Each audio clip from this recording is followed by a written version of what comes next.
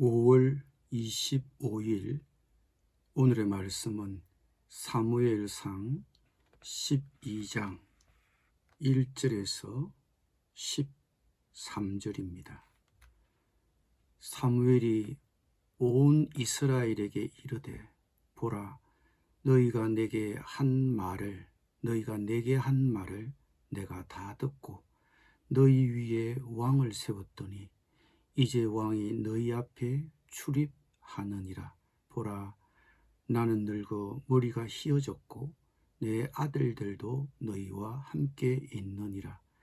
내가 어려서부터 오늘까지 너희 앞에 출입하였거니와 내가 여기 있나니 여호와 앞과 그의 기름 부음을 받은 자 앞에서 내게 대하여 정언하라. 내가 누구의 소를 빼앗았느냐? 누구의 나귀를 빼앗았느냐? 누구를 속였느냐? 누구를 압제하였느냐? 내 눈을 흐리게 하는 뇌물을 누구의 손에서 받았느냐? 그리하였으면 내가 그것을 너희에게 갚으리라 하니 그들이 이르되 당신이 우리를 속이지 아니하였고 압제하지 아니하였고 누구의 손에서든지 아무것도 빼앗은 것이 없나이다 하니라.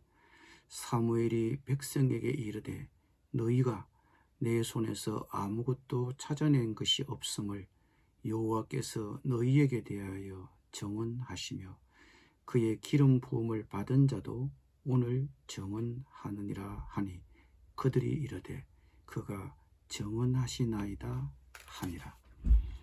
사무엘이 백성에게 이르되 모세와 아론을 세우시며 너희 조상들을 애굽 땅에서 인도하여 내신 이는 여호와이시니 그런즉 가만히 서 있으라.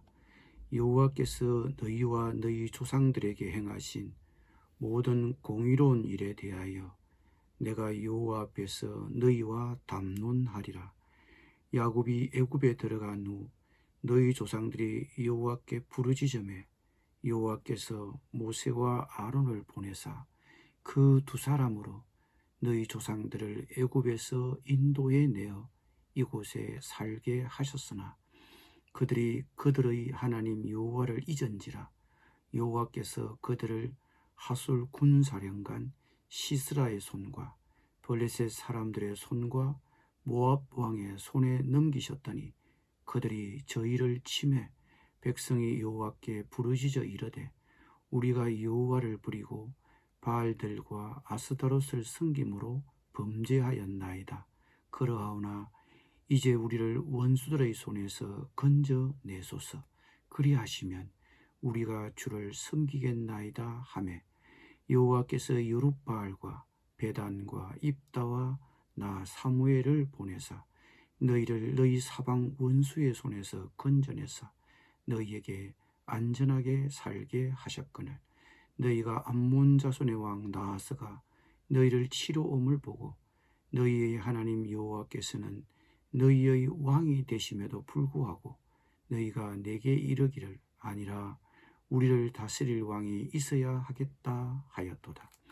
이제 너희가 구한 왕, 너희가 택한 왕을 보라. 여호와께서 너희 위에 왕을 세우셨느니라. 너희가 만일 여호와를 경외하며 그를 섬기며 그의 목소리를 듣고 여호와의 명령을 거역하지 아니하며 또 너희와 너희를 다스리는 왕이 너희의 하나님 여호와를 따르면 좋겠지만은 너희가 만일 여호와의 목소리를 듣지 아니하고 여호와의 명령을 거역하면 여호와의 손이 너희의 조상들을 치신 것 같이 너희를 치실 것이라. 아멘.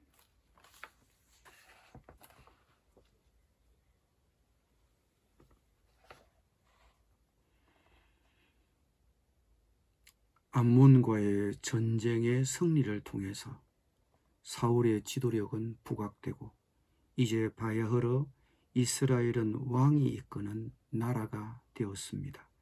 이제 사무엘은 자신의 지도력을 사울에게 위임하고 자신이 물러나야 할 때라는 것을 알았습니다. 그리하여 사무엘은 온 이스라엘 백성을 모으고 은퇴 설교를 합니다. 사무엘이 온 이스라엘 백성에게 말하였습니다. 나는 당신들이 나에게 요청한 것을 다 들어주어서 백성을 다스릴 왕을 세웠습니다. 이제 이스라엘은 왕이 다스리는 나라가 되었다는 것입니다. 그러면서 사무엘은 자신이 은퇴하는 그 자리에서 갑자기 백성들에게 자신이 재임 중에 저지른 무슨 비리나 악한 일이 있었다면 그것을 새 왕 앞에서 말해보라고 했습니다. 마치 백성들이 자신을 고소한 양, 사무엘은 자신을 피의자의 신분에 놓고 자신이 재임 중 잘못이 있다면 새 왕에게 자신을 고발해보라고 백성들을 다그쳤습니다. 사무엘은 당시 지도자들이 범할 수 있는 비리의 항목을 열거하면서 자신의 결백함을 밝혔습니다. 지도자가 백성의 소나 나귀를 편법을 써서 빼앗는 것, 속이거나 압제하는 것, 뇌물을 받고 재판을 굽게 하는 것, 이런 것은 당시 지도자들이 저지르는 대표적인 비리들이었습니다. 내가 너희들 앞에서 이런 비리를 저지른 일이 있느냐? 사무엘의 이런 공격적인 질문 앞에 백성들은 간결하게 대답했습니다. 우리를 속이시거나 억압하신 적이 없습니다. 누구에게서든지 무엇 하나 빼앗으신 적도 없습니다. 백성들은 사무엘의 결백을 증명했습니다. 한나라 지도자의 이 취임식치고는 참으로 이색적인 장면입니다. 언제나 지도자의 자리는 크고 작은 비리에 연루될 수 있는 자리입니다. 동서고금을 막론하고 지도자들이 그 자리에 있을 때 뇌물을 받고 자신의 권력을 남용하고 강제적으로 수탈하여 그분들이 자리를 놓고 내려오면 법정에 서는 일이 부지기수입니다. 그러나 사무엘은 청렴하고 정직한 지도자였습니다. 비록 그의 아들들이 이런 아버지를 닮지 못하고 재물에 눈이 어두워 뇌물을 받고 재판을 엉터리로 했지만 말입니다. 이어서 사무엘은 백성들에게 하나님은 어떤 분이셨는가를 말하고 있습니다. 우리의 역사, 이스라엘의 역사를 통해서 본 하나님은 어떤 분이셨는가를 그들에게 말하고 있습니다. 하나님은 우리와 우리 조상들을 구원하신 분이다. 이집트에서 노예살이하던 우리를 데리고 나오셔서 우리나라를 세우신 분이 하나님이시다. 우리나라의 출범이 하나님에 의해 이루어졌다. 우리 이스라엘 역사의 출발점에 하나님이 계신다. 하나님이 애굽의 채찍과 노예살이에서 우리를 해방시키시고 구원하셔서 이 땅에 정착하게 하시고 지금까지 우리를 인도해 오셨다. 그러므로 하나님이 우리의 실질적인 왕이시다. 하나님이 애굽에서 우리를 탈출하도록 하신, 출애굽시키신 궁극적인 이유는 바로 그분의 통치를 받도록 하시려는 것이다. 그분이 우리의 왕이 되셔서 친히 우리를 이끌고 인도하시기를 원하시는 것이다. 그런데 이스라엘 백성들은 가나안에 정착해 살면서 이방 문화에 동화되면서 그곳에 먼저 살던 토착민의 종교를 받아들이면서 너희의 하나님을, 그들의 하나님을 잊었습니다. 그 땅의 신 바알의 남신과 아스도롯의 여신을 섬겼습니다. 곡물의 신 풍요의 신을 섬겼습니다. 하나님을 섬기던 이스라엘 백성들도 가나안에 정착해 살면서 그 지역의 토착 종교의 영향에서 자유롭지는 않았을 것입니다. 어쨌든 이스라엘은 하나님이 주신 땅 가나안에 정착하자마자 그들을 애굽에서 구출해 주신 하나님을 잊어버렸습니다. 그래서 하나님은 그들을 이방인의 손에 넘기시고 그들이 이스라엘 그 이방인들이 이스라엘을 공격하고 유린하도록 내버려 두었습니다. 그제야 백성들이 하나님께 부르짖게 되었습니다. 우리는 주님을 버리고 바알신들과 아스도란 여신들을 섬기는 죄를 지었습니다. 이제 원수들에게서 우리를 건져주시기를 바랍니다. 그러면 우리가 주님만을 섬기겠습니다 하고 그들은 주님께 호소하였습니다. 이것이 사무엘의 당대 이스라엘 이전 역사 200년 동안 이루어진 패턴입니다. 하나님을 버리고 범죄하고 뉘우치고 부르짖으면 하나님이 민족의 지도자인 사사를 일으키셔서 백성들을 건져 주셨습니다. 이런 패턴이 200여 년 동안 계속 반복되었습니다. 그런데 어느 순간 암몬의 왕 나하스의 침략을 받은 이후에는 갑자기 왕을 세워달라고 그들은 요구했습니다. 암몬의 왕 나하스가 공격하고 위협을 가하자 백성들이 생각을 바꾼 것입니다. 계속 우리가 이렇게 지낼 일이 아니다.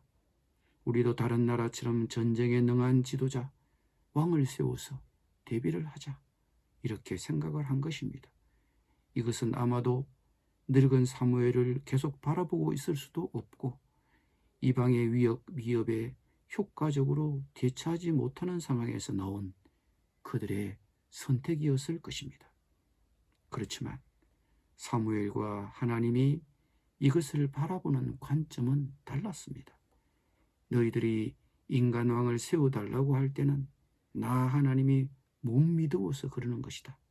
나를 불신하는 것이다. 나를 배척하는 것이다. 왕정체제에 대한 그들의 요구 자체가 하나님에 대한 불신이라는 것입니다. 주 하나님이 우리의 왕인데도 그것을 보았을 때에 너희들은 안 되겠습니다. 우리를 다스릴 왕이 꼭 있어야 하겠습니다. 그들이 그랬다는 것입니다. 즉 왕정은 백성들이 주도가 되어서 도입한 제도라는 점을 사무엘은 다시 한 번 더 백성에게 부각시켰던 것입니다. 이제 너희가 구한 왕, 너희가 택한 왕을 보라. 여호와께서 너희 위에 왕을 세우셨느니라. 언뜻 보면 앞말과 뒷말이 안 맞아 보입니다. 백성이 뽑은 왕이라면서도 하나님이 주셨다고 하시니 말입니다. 요지는 분명합니다. 사울 왕을 선택할 때 하나님이 간섭하시긴 하셨지만 그럼에도 불구하고 왕정을 요구한 것은 백성들이었다는 것입니다. 실은 우리가 자녀를 길러보면 부모가 마지못해 따라가는 경우가 많습니다. 때를 쓰는데 별 도리가 없는 것입니다. 하나님과 인간의 관계도 마찬가지입니다. 때를 써서 응답받는 기도, 우리가 깊이 잘 생각할 필요가 있습니다. 기도드리겠습니다. 주님, 지난 시절 하나님이 저희를 인도하셨던 시간들을, 그 은혜들을 기억하게 하여 주옵소서. 나를 위한 나의 생각을 버리게 하시고 나를 위한 주님의 생각을 받아들이게 하여 주옵소서.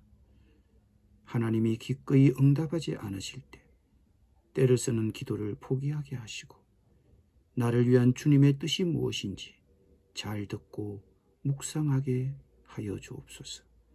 예수님의 이름으로 기도드립니다.